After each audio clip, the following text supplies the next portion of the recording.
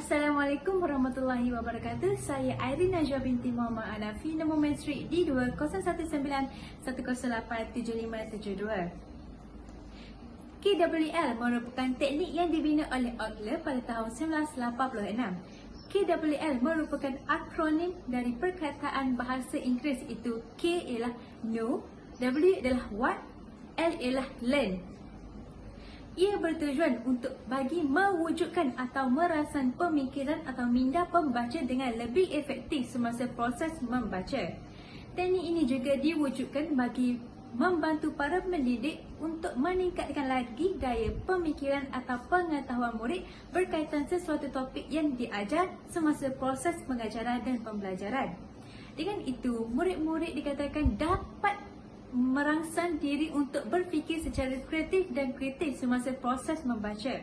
Mempraktikkan teknik KWL semasa proses PDP atau kegunaan sendiri amat berkesan dan baik untuk bertujuan pembacaan secara kritikal. Namun, teknik ini hendaklah berfokus kepada jadual KWL yang telah disediakan seperti ini.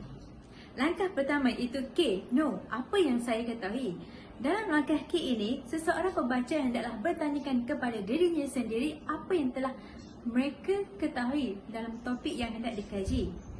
Manakala W itu what, apa yang ingin saya ketahui. Itu dalam langkah W ini, pembaca hendaklah berfikir dengan bertanyakan soalan kepada dirinya sendiri semasa mengkaji topik tersebut.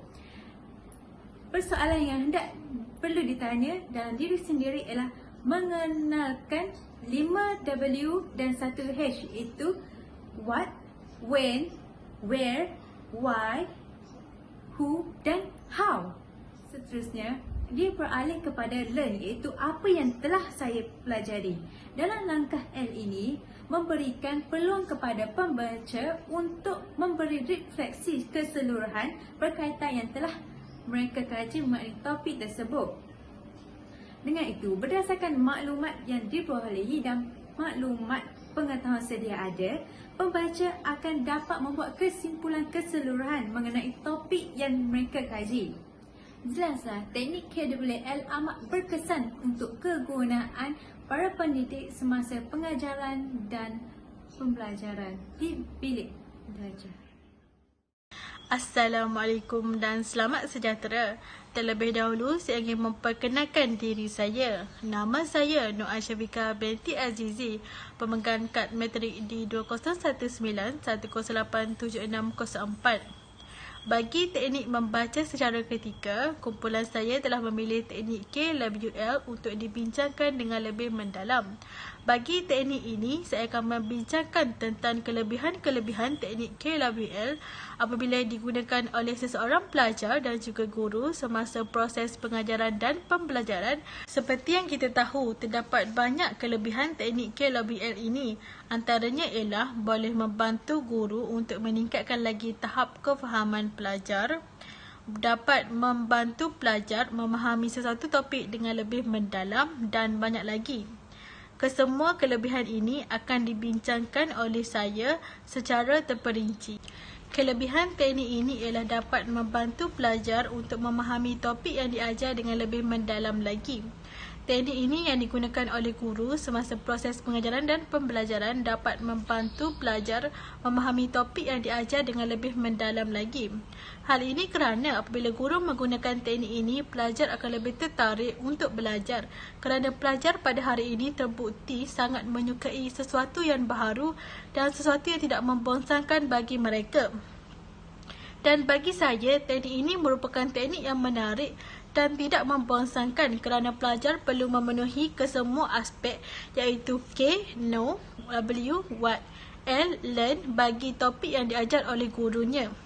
Dan ini membuatkan pelajar akan lebih memahami topik yang diajar kerana pelajar perlu memenuhi aspek-aspek tersebut. Jelaslah, teknik ini terbukti mempunyai kelebihannya yang tersendiri, iaitu dapat membantu pelajar untuk memahami topik yang diajar dengan lebih mendalam lagi.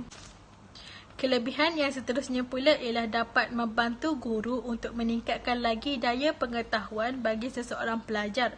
Seseorang guru yang menggunakan teknik ini dapat membantunya untuk meningkatkan lagi daya pengetahuan bagi seseorang pelajar. Hal ini kerana apabila menggunakan teknik KWL, iaitu K, know, apa yang saya tahu, W, what, apa yang ingin saya tahu, dan L, learn, apa yang ingin saya pelajari. Ini dapat membuatkan pelajar berfikir dan mencari jalan penyelesaian untuk menjawab ke semua soalan yang berkaitan dengan teknik ini. Dan ini sekaligus dapat membantu guru meningkatkan lagi daya pengetahuan bagi seseorang pelajar. Kelebihan yang berikutnya pula ialah pelajar dapat mempelajari ke semua aspek dalam topik yang dikaji. Bagi teknik ini, pelajar akan lebih memahami topik yang diajar oleh guru kerana pelajar akan diajar dan juga belajar ke semua aspek yang terkandung dalam topik tersebut. Contohnya, bagi subjek sastra, seseorang guru yang mengajar pantun kepada pelajar-pelajarnya akan menyuruh dan meminta pelajarnya untuk mencari aspek yang terkandung di dalam pantun tersebut. Contohnya, tema bagi pantun tersebut, persoalan, nilai-nilai murni, pengajaran dan sebagainya. Dan ini membuatkan pelajar lebih memahami topik pantun tersebut. Kesimpulannya, teknik KWL ini perlulah diamalkan oleh seseorang guru di dalam bilik darjah kerana mempunyai kelebihan-kelebihannya yang tersendiri kepada pelajar dan juga guru itu sendiri. Sekian, terima kasih. Salam sejahtera. Secenarela anak belingan pemegang kad matrik di 201910876001 pada hari ini ingin membentangkan video pentaksiran akhir saya bagi kursus BMK 3033 keterampilan membaca. Dalam video kali ini saya akan membincangkan kelemahan yang terdapat dalam teknik KWL. Dan teknik KWL membuktikan bahawa pengajaran guru dalam kepenggunaan strategi pembelajaran menggunakan teknik ini mempengaruhi pencapaian pelajar dalam pemahaman teks bacaan serta daya mengingat terhadap isu yang di dalam teks bacaan. Namun terdapat kelemahan pengaplikasian teknik KWL ini dalam proses PDPC di dalam kelas. Antaranya adalah kelemahan yang pertama adalah teknik KWL yang mempengaruhi pencapaian pemahaman teks bacaan yang digunakan dalam strategi pembelajaran KWL tidak mampu dicapai oleh sesetengah murid. Ini lebih-lebih lagi jika berfokus kepada murid yang berada di peralihan dan sekolah rendah di mana tahap pemahaman terhadap teks bacaan mereka masih rendah. Masih wujud juga dalam kalangan murid yang tidak mampu memahami teks bacaan menyebabkan murid tidak dapat memberikan maklum balas dan sukar untuk menyatakan semula kandungan teks yang dibaca. Disebabkan murid tidak memahami kandungan teks yang dibaca, walau mereka boleh membaca dengan lancar, mereka tidak akan dapat memberi respon yang sewajarnya apabila disoal jawab oleh guru. Teknik KWL juga tidak sesuai diaplikasikan kepada seluruh murid pelbagai peringkat dan umur.